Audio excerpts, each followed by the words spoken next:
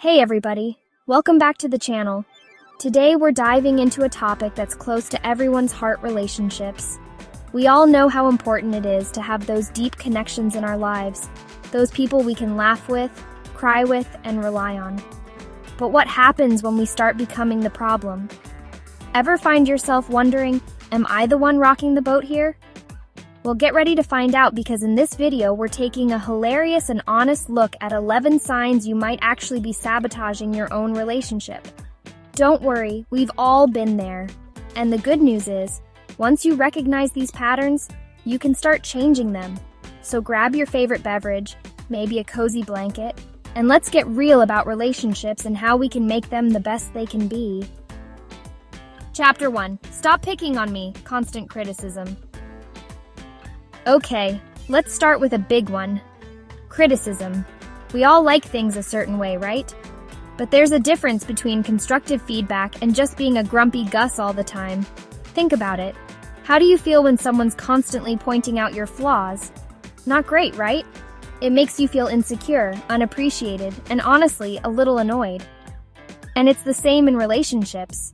If you're constantly criticizing your partner, even about small things, it can eat away at the foundation of your relationship like termites at a picnic table. Nobody wants to feel like they can't do anything right. Instead of nitpicking, try focusing on the positive. What do you love about your partner? What are they doing well? Let them know. And when you do need to address something, try to do it with kindness and respect. Remember, you're on the same team. Chapter 2. Hello, is anyone listening? Lack of communication. You know that game we played as kids, telephone? Where one person whispers a message and it goes around the circle until it's completely different? Yeah, that's what happens in a relationship without communication. Communication is key, people. It's how we connect, understand each other, and resolve conflict. When you're not communicating openly and honestly, misunderstandings happen, resentment builds, and suddenly you're fighting about who ate the last piece of pizza, when the real issue is something much deeper. Make time for each other to really talk. And I don't mean just about whose turn it is to do the dishes. Share your thoughts, feelings, dreams, fears, the whole shebang. And listen, really listen to what your partner has to say. You might be surprised at what you learn. Chapter 3. Let it go. Holding grudges. We all know that one friend who brings up that awkward thing you did in high school, right? Don't be that friend in your relationship. Holding on to grudges is like carrying around a bag of rotten potatoes. It's heavy, it stinks, and it's not doing anyone any good. Forgiveness is a gift, but it's also a gift to yourself. When you hold on to anger and resentment, it festers and affects your mood, your health, and your entire relationship. It's like drinking poison and expecting the other person to die. Talk about what's bothering you, work through it together, and then let it go. It might take time, and that's okay. But remember, a relationship built on forgiveness is a relationship built to last. Chapter 4. Expectations. Lower those standards. Unrealistic expectations. Okay, be honest, have you ever compared your relationship to those picture-perfect couples on social media? Yeah, me too. And you know what? It's a recipe for disaster. Nobody's relationship is perfect, no matter what their Instagram feed looks like. We all have our own quirks, challenges, and off days. Expecting your partner to be something they're not, or to live up to some unrealistic standard, is only going to lead to disappointment. Instead of comparing, appreciate your partner for who they are, flaws and all. Focus on building your own unique and wonderful relationship, not trying to replicate someone else's highlight reel. Chapter 5. Green-eyed monster alert. Jealousy. Ugh, jealousy. It's a monster, isn't it? It rears its ugly head when we feel insecure, threatened, or like we're not enough.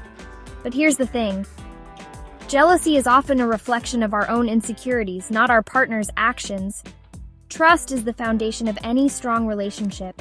If you don't trust your partner, you're constantly going to be looking for reasons to be jealous, and that's exhausting for everyone involved. Talk about your feelings openly and honestly. Remember, communication is key, and focus on building each other up, not tearing each other down. A little bit of trust goes a long way. Chapter 6. Me time is not a crime. Neglecting self-care. You know that oxygen mask instruction they give you on airplanes? Put your own mask on first before helping others. It's the same in relationships. You can't pour from an empty cup, people. Taking care of yourself, physically, mentally, and emotionally, is essential for a healthy relationship. If you're burnt out, stressed, and neglecting your own needs, you're not going to be able to show up fully for your partner. Make time for the things you love, whether it's reading, taking a bath, or dancing around your living room like nobody's watching, even if your partner is, and they're probably laughing. When you prioritize your own well-being, you're better able to show up as the best partner you can be. Chapter 7. Stop avoiding the elephant in the room. Avoiding conflict. Okay, raise your hand if you love confrontation. Yeah, me neither. It's uncomfortable, it's awkward, and it can be downright scary. But here's the thing. Conflict is inevitable in any relationship. It's how you handle it that matters.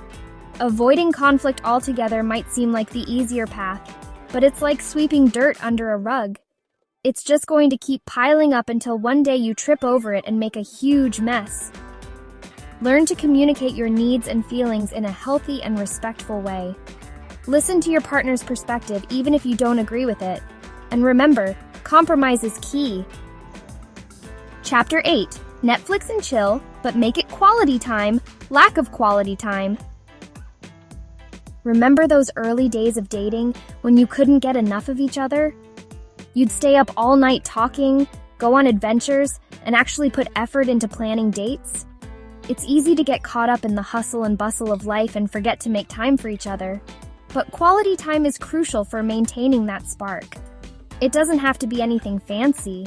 It could be as simple as cooking dinner together, going for a walk, or just cuddling on the couch and talking about your day. The important thing is that you're present, you're engaged, and you're making each other a priority. Chapter 9. Stop comparing your relationship to a highlight reel, comparing to others. Social media, am I right? It's this highlight reel of everyone's seemingly perfect lives, including their relationships. But here's the thing. It's all a facade. Nobody's life is perfect, and comparing your relationship to someone else's carefully curated online persona is a recipe for misery. Focus on your own journey, your own growth, and your own love story. Every relationship is unique, with its own strengths and challenges. Celebrate what makes your relationship special. And remember, the grass isn't always greener on the other side. It's greener where you water it. Chapter 10. A little appreciation goes a long way. Lack of appreciation. Remember that warm and fuzzy feeling you get when someone expresses their gratitude for you? It feels good to be appreciated, right? Well, your partner feels the same way. Expressing appreciation is like giving a gift that keeps on giving. It strengthens your bond, makes your partner feel loved and valued, and creates a positive and nurturing environment. It doesn't have to be grand gestures either. Small, everyday acts of appreciation can make a world of difference. Say thank you, write a sweet note, give a compliment, or simply tell your partner how much you appreciate them. Trust me, it goes a long way. Chapter 11. It's okay to ask for directions, not seeking help. We live in a society that often glorifies self-reliance, but there's no shame in asking for help, especially when it comes to relationships. Relationships can be challenging, and sometimes we need a little guidance and support from someone who's been there, done that.